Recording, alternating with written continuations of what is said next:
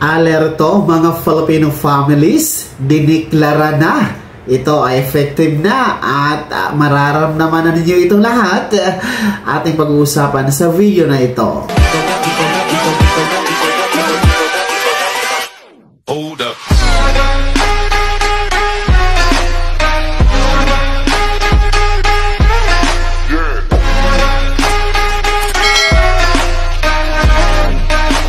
Hello mga ka-vlogs! Welcome dito sa aking YouTube channel. Magandang araw po sa lahat ng mga manonood. Saan po kayong dako sa mundo? Kumusta mga ka-vlogs? Eto na mga Filipino families, diniklara na kahapon. Ito'y mararamdaman na natin lahat. Ano nga ba ito? Mamaya-maya pag-uusapan natin. Pero bago ang lahat, kung bago pa lang dito sa aking YouTube channel o di kaya hindi ka pa nakasubscribe, click nyo muna ang ating subscribe button na nasa baba. Huwag nyo kalimutan na pindutin ang notification bell. Ilagay nyo po sa all para naman updated ka sa lahat ng mga videos na aking i-upload.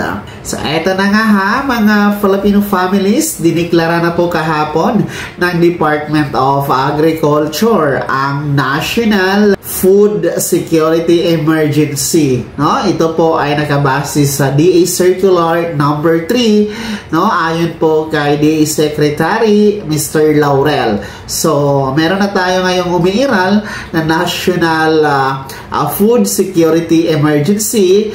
Ang pagdeklara naman po nitong National Food Security Emergency ay hindi po nangangahulugan na kulang ang stocks ng ating bigas sa bansa, kundi ito po ay dahilan po ang pagtaas ng presyo ng bigas nationwide. So para nga po ito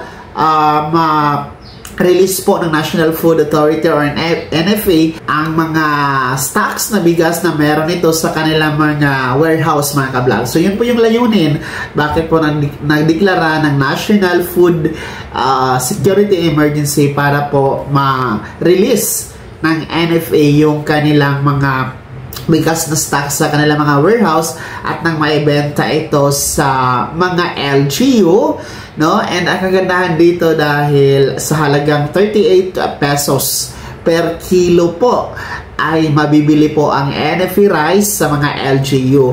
So, sa ngayon po ay naantay po ng Department of Agriculture kung sino po sa mga LGU ang kukuha ng mga stocks para maibenta sa kanilang mga constituents itong NFA rice sa halagang 38 pesos. So, ito po ay naaayon po sa DA Circular number 3 mga ka-vlogs. And ito naman po ating mga imported na mga bigas ay naglalaro po sa 55 pesos yung kilo na suggested price mga ka-vlogs. At ayon po sa Department of Agriculture ay titiyakin nilang magiging 49 pesos ito sa darating na Marso. As of February 1 po, na-monitor po ang paglobo ng presyo ng bigas sa NCR or Metro Manila. Nasa screen nyo po ang presyo ng mga iba't ibang klase ng bigas as of February 1. Kaya naman po ay dineklara na nga po itong National Food Security Emergency para po matugunan ang pangangailangan ng ating mga Filipino families, yung mga hindi po sapat ang kita para bumili po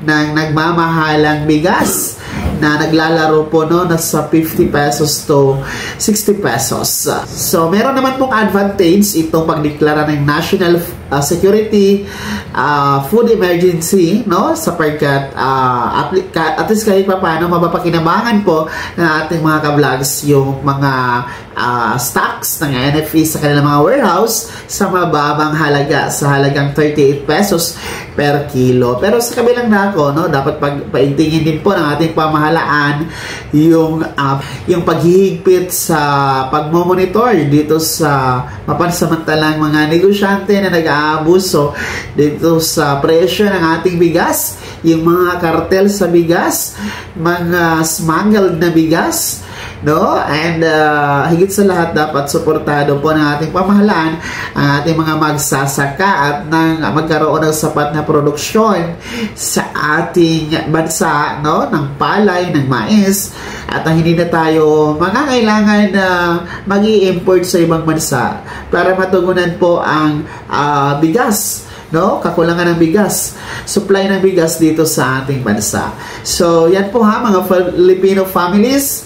Kaalaman po ito para sa inyong lahat na umiiral na po ngayon simula kahapon ang DA Circular number 3 na nagdeklara po ng National Food Security Emergency. So, pwede kayong bumili na ng NFE rice sa halagang 38 pesos o di kaya sa mga imported rice, no, dapat hindi po yan tataas sa 55 pesos per kilo suggested retail price as per Department of Agriculture. Kaya naman mga Filipino families, ano po yung komento at reaction sa balitang ito?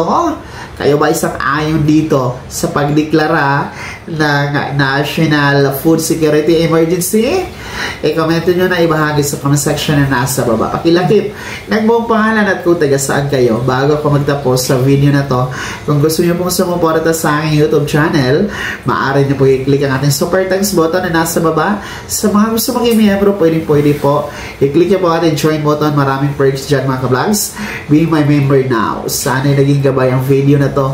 Kahit pa paano na pag-uusapan natin ng mga mahalagang bagay na may kinalaman po sa ating mga pang-araw-araw na mga pangangailangan. Kung hindi ka pa nakasubscribe dito sa aking YouTube channel, maaari nyo nang i-click ang ating subscribe button na nasa baba. Huwag nyo kalimutan na pindutin ang notification bell. Ilagay nyo po sa all para naman updated kayo sa lahat ng mga videos na aking i-upload.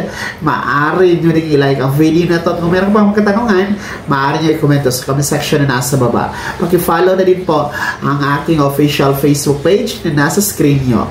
Muli po ako si Daniel Tipawan na nagsasabing dito sa YouTube channel, pawang katotohanan at lahat totoo lamang.